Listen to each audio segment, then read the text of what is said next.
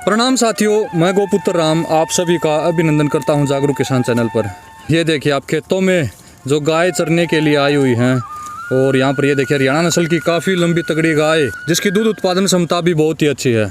अगर गोचर भूमि की कमी आसपास में देखने को मिले तो इस प्रकार खाली पड़े खेतों में भी गायों को चराने के लिए हम ला सकते हैं। अगर गाय इस प्रकार खेतों में चरती रहेंगी तो जो इनके अंदर विटामिन की पूर्ति रहेगी, हार्मोन की पूर्ति रहेगी।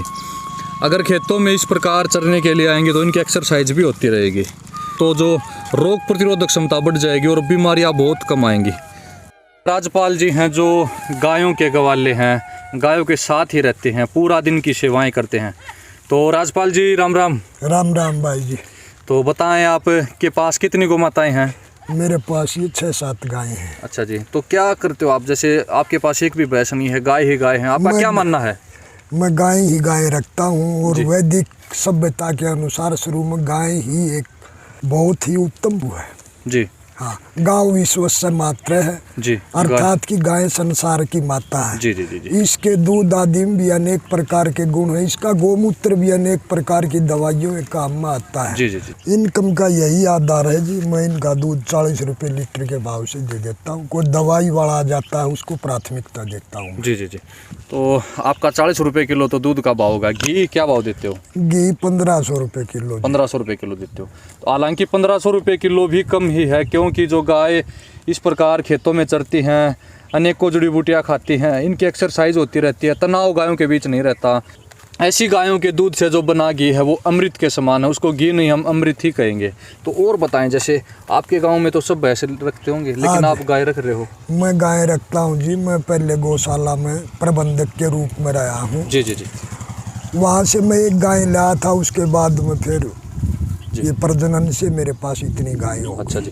तो आप कितने बजे लेकर आते हो सुबह इन गायों को? मैं सुबह इनको 11 बजे लेके आता हूँ जी, और ये शाम 4:30-5 बजे तक पूरा दिन खेतों में ही चरेंगे, जंगल में चरेंगे। वाह जी वाह। तो तकरीबन कितने लीटर दूध उत्पादन तक की गाय है? जैसे वो गाय है पीछे जो सफ़ेद रंग की, वो कितने लीटर दूध की है? सफ़ेद रंग की गाय जो है जी, नॉर्मल डाइट के अंदर वो 13 किलो दूध दे देती है। और उसके आगे है जो वो गाय, उसके आगे वो 14 किलो दूध की 14 किलो दूध की है। वाह जी वाह। और एक और जो वहाँ पर जो घर की तरफ जा रही है, शायद ताज़ा ब्याई है, वो खुराक की बछिया है जी, कल ही ब्याई है। कल ही ब्याई, तो अपने बच्चे के लिए घर पे जा रही है। हाँ जी। अच्छा जी। तो वो तकरीबन कितना दूध निकाल कर दिखा देगी? वो जी मैं ये मान के चल रहा हूँ, खुराक की है, 10 किलो दूध तो निकाल आराम से निकाल देगी। वाह जी वाह, वाह जी। भी बिकता है? हाँ जी, गोमूत्र भी बिकता है। क्या भाव जाता है आपका? और गोमूत्र जाता है जी 5 रुपये प्रति लीटर के हिसाब से। जी जी। कहाँ जाता है, कौन लेके जाता है? गोमूत्र को आचार्य बाबा स्वामी राजनाथ जी हैं, उनके यहाँ गौशाला भी है जी, और ऋषिकुल उन्होंने खोला हुआ है लेगाह के अंदर जी। तो वहाँ जाता है, वहाँ इसका प्लांट है। जी जी जी। तो 5 रुपये लीटर, 200 लीटर का ड्राम 1000 रुपये का हो गया। 1000 रुपये का जाता है जी। और जैसे आप गोबर का क्या कुछ इस्तेमाल करते हो? बस गोबर का तो जी मैं खाद के लिए ही प्रयोग, खाद ही बनाते हो। ठीक है। आपके बीमारियां भी बहुत कम आती होंगी, गायों के साथ रहते हो? हाँ जी, ये बात शुरू से ही है ऑटोमेटिक, मुझे कोई भी किसी प्रकार की कोई परेशानी नहीं होती। जी जी। ये सब असर गायों के समीप रहने का है। हाँ जी। वाह जी। बात और बताएं राजपाल जी, जैसे अब आपका अगर मैं वीडियो में नंबर डाल दूं तो आपके पास फ़ोन आएंगे बहुत सारे गाय खरीदने के लिए जी, तो आप उनको गाय भी दिलवा दोगे? नहीं जी, मैं गाय का व्यापार करता नहीं हूँ। मैंने आज तक कोई भी गाय बेची नहीं। आज तक इतने बड़े हो लिए, अपने जीवन में एक भी गाय नहीं बेची? अपने जीवन में कोई गाय बेची नहीं है। तो गाय का व्यापार करना बहुत गलत बात है, हमारे बुजुर्ग भी कहते थे। तो आपका क्या मानना है इसके बारे में? मेरा मानना है जी, गाय एक मातृतुल्य पशु है जी, और इसको बेचना मैं तो गलत ही समझूंगा। जी जी बिल्कुल। जैसे कोई व्यापारी दलाल आपके इधर से गाय ले गया, वो इस गाय को आगे ज़्यादा पैसे में बेचने के चक्कर में इसका दूध रोकेगा। हाँ जी। इसको झूठ बोल लेगा कि ये इतने ब्यात में इतना किलो दूध है इसका। हाँ, इसको केमिकल खिला खिला के इसका दूध बढ़ा देंगे जी। तो ऐसे भी एक पाप है किस्म से। और जैसे आपके पास इतनी अच्छी सेवाएं हैं, आप हमें इनको गोचर भूमि नहीं है तो खेतों में खुला घुमाने के लिए लेकर आ रहे हो, अच्छी डाइट दे रहे हो। हाँ, आपकी गाय हष्ट पुष्ट हैं, अगर आपसे कोई व्यापारी दलाल जी गाय खरीद के ले गया और इस गाय को फिर वो ऐसे घर में दे दे जहाँ 24 घंटे एक ही खुट्टे पे बंधी रहे, जी। जैसे किसी शहर में दे दे जी। जहाँ पे एक गाय खुले भी नहीं पूरी उम्र एक ही खुट्टे पे रहे, हाँ जी। तो वो भी एक किस्म से पाप हो गया। वो भी एक किस्म से पाप है जी।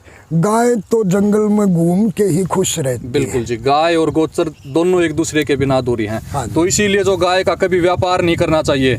तो मैं सभी व्यापारी दलालों से आग्रह करना चाहूँगा कि आप गाय के व्यापार को छोड़ दीजिए।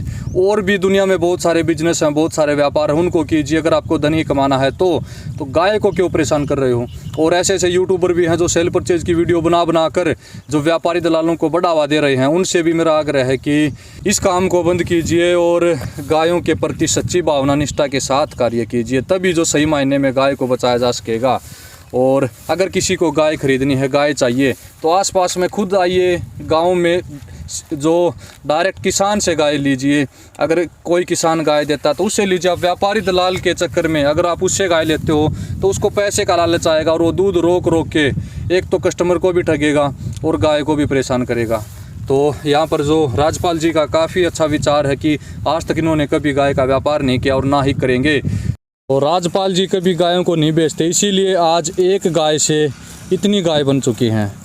जो भी गाय बछड़ी लेकर आती है उसको पालते हैं, और जो बछड़ा लेकर आती है उस बछड़े को बैल बनाने वाले को फ्री में दे देते हैं, और ऐसे इंसान को देते हैं जो जीवन भर उससे खेती करेगा, उसका अच्छे से रख रखाव करेगा। बस एक गुजारिश और करना चाहूँगा राजपाल जी से कि जब भी इन गायों को ज्ञापन करवाएं तो अच्छे हरियाणा नस्ल के लंबे तगड़े नंदी से ही ज्ञापन करवाएं, ताकि आने वाली पीढ़ी को सुधारा जा सके। जैसे यहाँ पर एक जो काले रंग की जो ये बछिया है, थोड़ी सी जो विलायती मिक्स है, ये इसीलिए है क्योंकि इसको जो सीमन रखवा दिया था डॉक्टर की कमी के कारण जो ये नस्ल आई है। नहीं तो अगर डॉक्टर हरियाणा नस्ल का सीमन रखता तो हरियाणा नस्ल ही आती।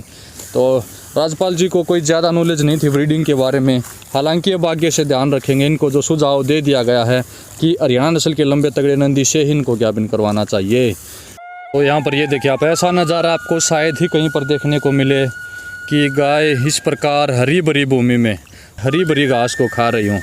गवाह लाइन के साथ है और गाय बड़े प्यार से जो घास को खा रही हैं, ये देखिए आप।